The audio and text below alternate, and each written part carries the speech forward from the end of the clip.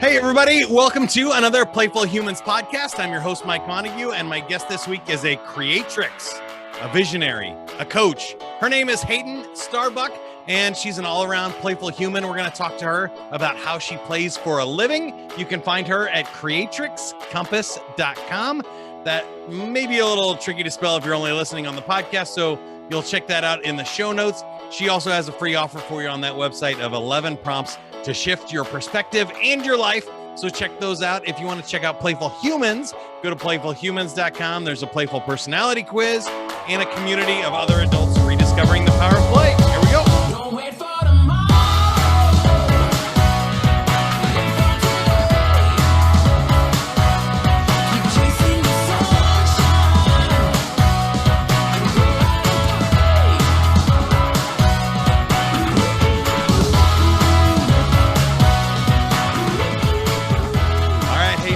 podcast. We like to start with the joke of the week.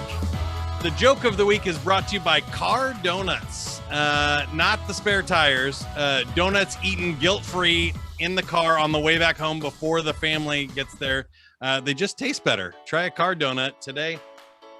Did you hear about the cows that were smoking weed and playing poker? No, but I bet they live in Washington State.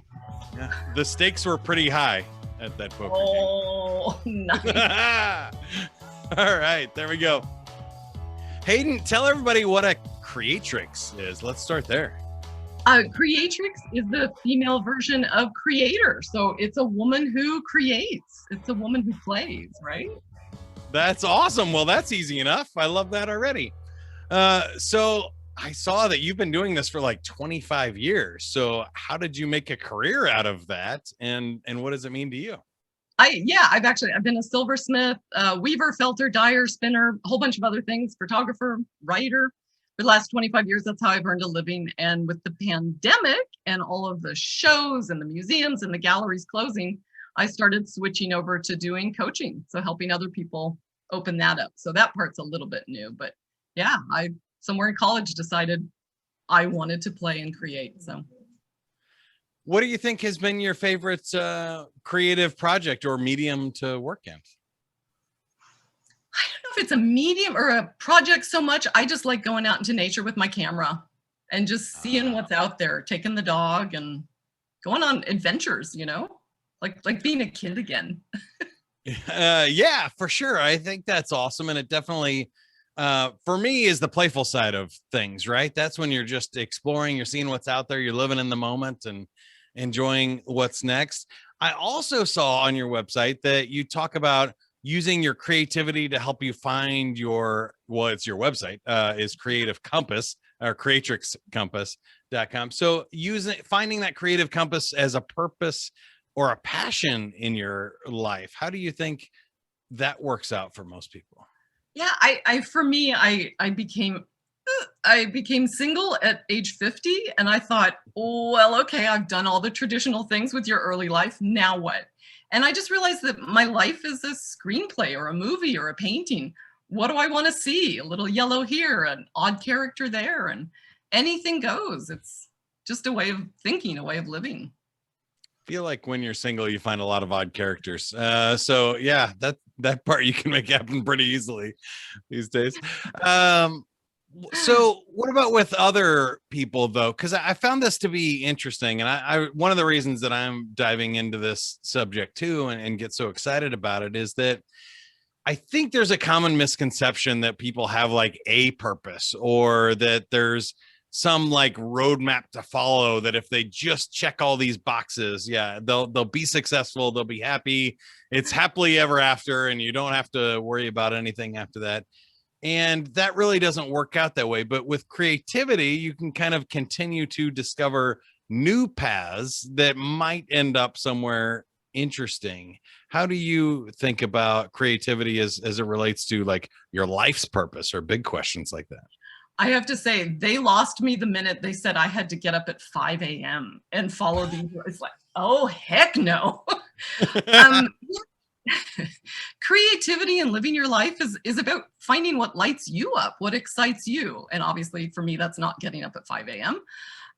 And if every day's an adventure, you grow up, or Yeah, let's not grow up.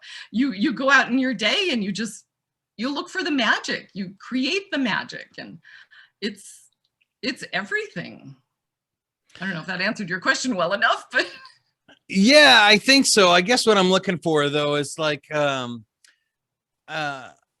I heard a great quote the other day, and I'm going to ruin one that I was saving for later, but that your purpose is a how and not a what. That you are the problem people have is they keep thinking like, what do I want to do with my life, and not how do I want to live my life? Because the what is like something you can check off. It's a destination, and success and happiness and fulfillment doesn't work that way, right? You have to. It's more about the process of creating, the process of living, that is what your purpose is and how you can find your passion. I think that's true about creating too. It's not like a piece of artwork or even a sculpture or something is ever finished. It's really a process of uncovering some vision that you have there, and then at some point you say, well, that's good enough, and you move on to another project. that's exactly what it is. And it's being in the moment, and once a project takes on a life of its own, you're sort of following it. So it becomes this creation between you, the medium, if that's your life, and the creative process, and just showing up, being present, being flexible. There's just now. There maybe I want XYZ in the future, but there's really just now. So what are you doing in this moment that's fun and lights you up? It's kind of simple. Why do you think most people aren't more creative? You know, I hate to do this, but for me, it's society. I personally just, you go into school and they try and fit you in this nice little box because it's convenient for them. And they're training you to step into jobs that are convenient for them. And I got through it all, but that somewhere in college, I just was like, oh, I'm done. We're going another path. And I think, well, it's interesting you said that about college too, because one of my questions for everybody on this podcast is like, did you ever have a real job, and did you figure out this the hard way, or you just always decided that you wanted to be a playful human and we're always creating? Yeah. The only thing that I knew for sure was I think my parents were happy, but they were both tied to desks. And I knew that no matter what my life was, one, I was going for happiness, and two, I was not doing a desk, which ironically now I sit at a desk a lot, but it's on my terms and, all that. So yeah, school just doesn't help you figure out what you want and how to get there. And hopefully it's changed, but in my day, that's how it was. And it's a little sad because I think it has started to change. It's definitely more interesting than it was, but it's also a system that's designed to create employees for other people, not entrepreneurs. So I think, college, maybe there are some more entrepreneurial programs and stuff, but certainly grade school and high school is not designed to create creative, entrepreneurial, free thinking rebels, right? Like sit in a desk for 40 minutes. That's the goal. And regurgitate information. Yeah. Which is valuable if you needed a factory job 100 years ago, but now that factory jobs are done by robots, maybe not so much. We need more creative human connections and people that can think creatively and design or imagine the future, right? Robots to this point have not been able to imagine or create for us. Well, that's just it too. Think of the world that was in effect when you were a child versus now. The kids growing up now, they're walking into a future we know nothing about. And how do you prepare them for that? You don't do it by sticking them in a box. You teach them how to be creative so that when they get there, they can be fully engaged and solve problems like lots of plastic in the oceans. And, creativity's number one. You got to teach that. Yeah, and that's what I've kind of been figuring out too, is I love what you said earlier about, living in the moment and being present. But I think there's also something to be said for improv and figuring it out as you go along, because as much as we want to study, it's like by the time somebody comes up with the answer, the problem has changed. That that it's so complex that people think they find out little parts of life or little things that we can measure and statistically prove. And, you know, I don't know, I make something up here. Like by now we figured out we all need to drink clean water, right? Like that's a good thing. We've got that one down. But, you know, outside of that, we haven't figured out how much water, where it comes from, what do we do with the water we, you know, excrete, and all of the other, like, there's so many other aspects to this that it's like, well, you drink water out of a glass or a bottle or a stream, and all of a sudden it's like, no, we haven't actually figured anything out. We got the smallest tiny piece of that. So from here, you're going to have to improvise anyway. There's no plan for that. And then especially if we ruin all our fresh water going forward, makes it even more necessary to be creative. We're not going there. This is the playful podcast. Yeah, global problems on a playful podcast. So yeah, so rather than talking about the stressful things, let's talk about the fun things. And how do you know when you're having fun? What does it feel like? What does it look like when you're kind of effortlessly in play? Yeah, for me, it's almost as if I step outside of time. That might sound strange if you've never done it, although hopefully at this point everybody has, but it feels like everything sort of both slows down and speeds up at the same time. So things are really smooth, they go really well, and the connections are just made, you know, and it's like magic, really. That's kind of how it feels. And yeah, I love that description. There is some magic spark to it. And I love what you described about time, because I think we saw the opposite in 2020, where every day felt like a week. It had slowed down. But when you look back, I find myself now having to add a year onto all of my memories, because that whole year just blipped by and was so monotonous that we didn't create enough new memories to make it feel like we lived. And fun to me is the opposite of that. You know, they say time flies when you're having fun, because 3 hours go by and it feels like 30 minutes. However, if you live your life that way, your life feels longer because you have more memories and you're experiencing more new things. And it's not one boring routine that can be set on autopilot. You have to pay attention to your life, which makes it seem longer in the long run. So there's really interesting stuff there with time in the short term and the long term. I think too, it's coming back to being present, because if you're really present, then yeah, it's fast, but it's also expansive. It's really good. I like that. Has anything ever stood in the way of you playing? Were there any hurdles you had to get over in order to have a playful career? Yeah, just about everything. I remember deciding to go to art school, and my grandmother said, "Oh, you'll outgrow that." My dad said, "Just don't give us anything that you made." Yeah, a lot of things stood in the way, but I was always about, I don't know if I learned this as a kid. I don't know how this happened, but it was always just about what makes me happy, what's fun. And I'll figure out how that works and how I can be successful at that later. I agree with that a lot. I think there is a lot about figuring it out. I was talking with a guy who's doing some construction work on our house right now, and he said, well, you know, if you want to get good at construction, you just have to start by being bad at construction and then figuring it out along the way. And he asked me about my podcasts and stuff. And it was like, well, how do you be an entertainer? I was like, the exact same way. You start out making very bad podcasts, and then a few hundred episodes later, you can make some good ones. And I think that's so interesting and a great lesson for people.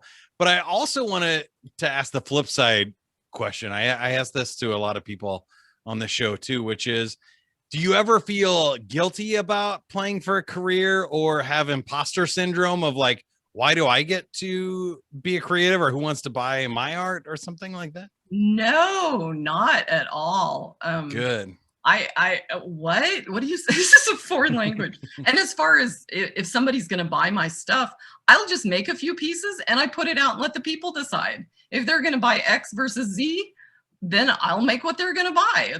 It's a cycle, it's a circle, and I need them as much as they need me. So. And do you feel like there is a time then to be serious, or when it's not appropriate to play or be creative? Well, you have to be practical. I mean, I've got a mortgage, so yeah, I've got to meet deadlines and that, absolutely. But at the heart of it, why I do it is playful and it's fun. And if I don't like what I'm doing, I'll move on to a different medium. That's easy. I mean, creativity is just creativity. I don't have to be a creative in a box. Yeah, I guess we've talked about those mediums a few. You mentioned them pretty fast there before. How long did you spend and what are your things? So you mentioned what, like metalwork and weaving? Yeah, silversmithing. Yeah. I do jewelry. Oh, yeah. Probably cool. That's the one I've made a living at the longest. So over 20 years on that one. Yeah, I did basket weaving before that until I realized that people pay you more for metal than they do for sticks. That makes sense. Yeah. Same amount of work, but yeah, better quality ingredients. A little bit of a mercenary thing there. It's, you know, why not? It can be practical. You can be fun, creative, playful, and practical.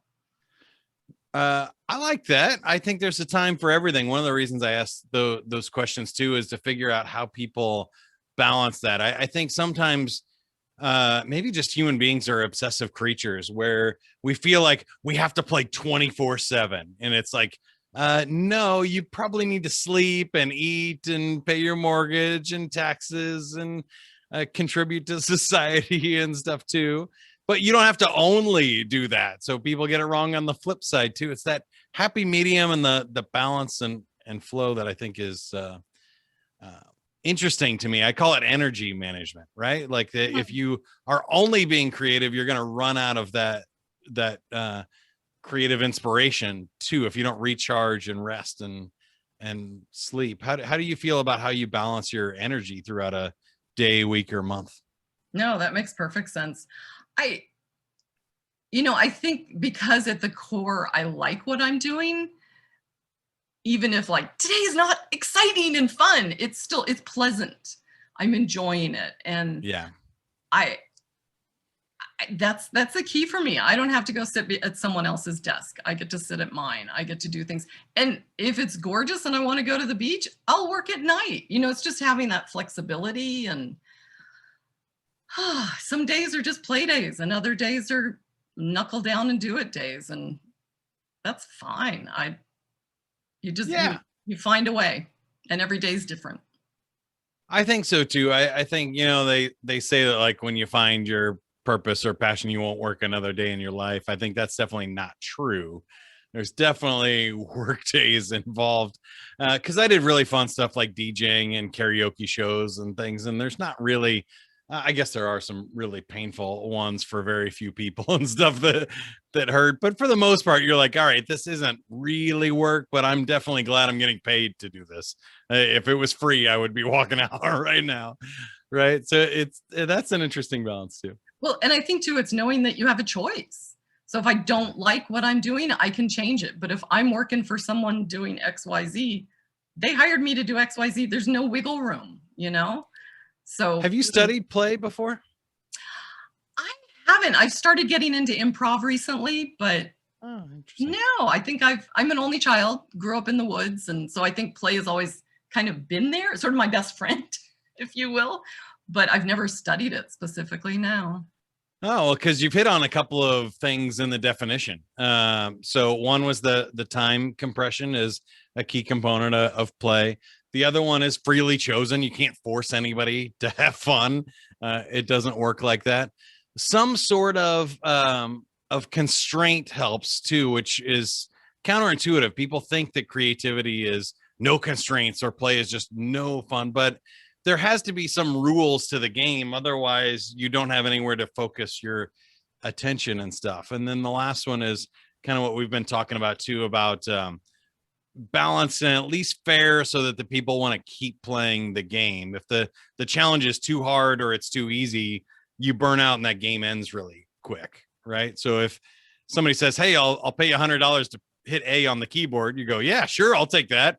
But pretty quickly you're like, I'm gonna need some more $100 bills, right? Because I'm not just gonna stand here all day and hit A. Or you're looking at the weather thinking it's really nice out, I want to get out of here.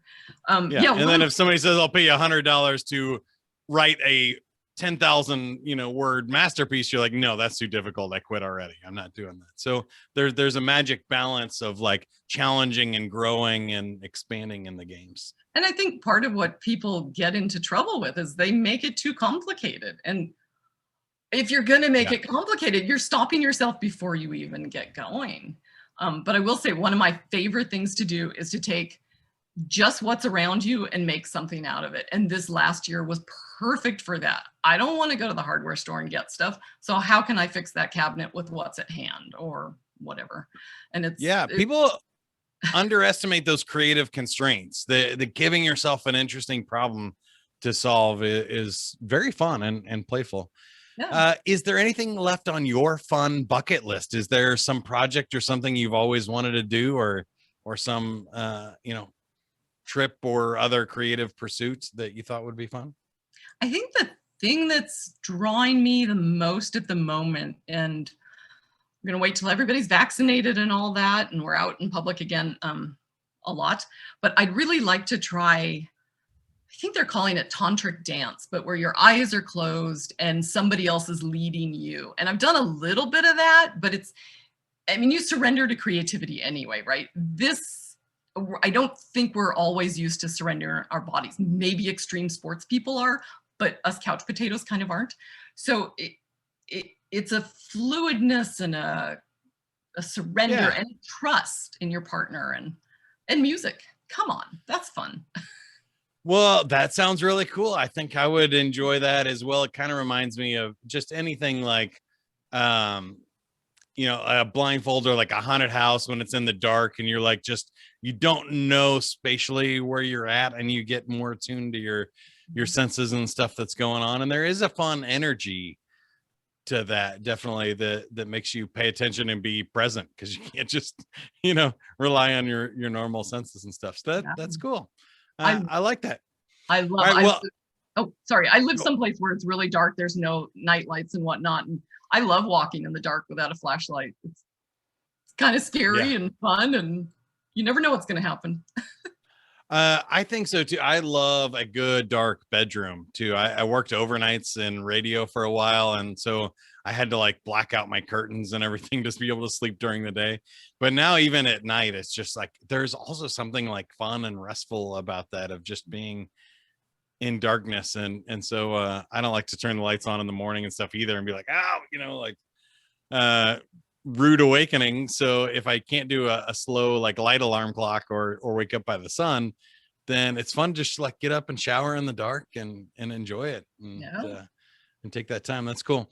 So I told you I can't force you to have fun. So would you like to play or would you like to walk away?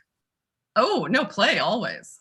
All right. We have a prize wheel here on the Playful Humans podcast. There are 10 games on there that it could land on, and you got the Whisper Challenge. The Whisper Challenge is pretty easy. All we have to do is put ourselves on mute, say a sentence, the other person, and we can repeat it twice if you want. Person who guesses the most words correctly wins our game today. Are you ready? I'm ready. All right. I will go first for you and let you guess first. So I'll put myself on mute and say this.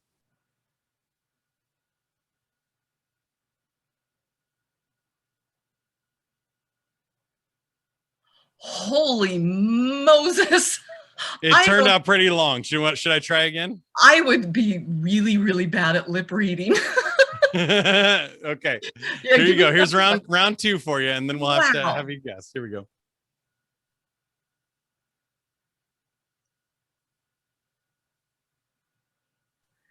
The face of the elephant is blue and polka dotted. I might as well make something up. I didn't get it. Okay. What was it? The Hollywood Squares is my favorite game show. So I think you got at least the. You got the. Good job. So you got one. All right. Now put yourself on mute and see. Okay. Oh my gosh. I hope you're better at this game than I am. It's one of my favorite games to play on a podcast, especially if you're listening to the audio only version. So here we go, Haden.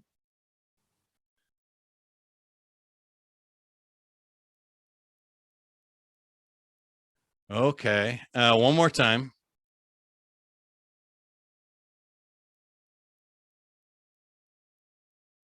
Okay, it was close. So I am recently lost in the ghost or lost on something. Not bad. Wow. Yeah, you've done this more than I have.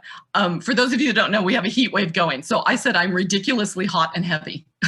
Oh, all right. Pretty Nice. close, but I think I got at least 2 words right there. Well, Recently instead of ridiculously. That's pretty good. 2.5. Makes me the winner today, but you win a free 30-second commercial for whatever you want to promote here today. So thank you for playing. You can go to creatrixcompass.com. There are right there on the homepage 11 prompts to shift your perspective and your life. So that's a free giveaway. What else you got for us, Haden? Strangely, just today, we have launched I can't remember the name of it, but a program for 4 months. You get prompts. And by the end of the 4 months, you should be able to think, act, and feel like an artist. So play. I like it. Again, that's Haden Starbuck. I told her that the name sounds like she needs to start being an astronaut explorer of some kind. Haden Starbuck, Creatrix, visionary and coach at creatrixcompass.com. You can find more information about Playful Humans at playfulhumans.com. We are trying to help the burned out and bored turn into the empowered, energized, and engaged with a little more fun, flow, and fulfillment in your life. If you would like to join the club of other creative adults rediscovering the power of play, go to playfulhumans.com. And there's also a quiz there. So playfulhumans.com/quiz will get you a playful personality quiz. Find out how playful you are and what you can do to have more fun in your life. And finally, subscribe to the podcast, iTunes, Google Podcasts, and Spotify. Here we go. Don't wait for tomorrow. Live for today. Keep on chasing the sunshine and go out and play. Now go play, everybody.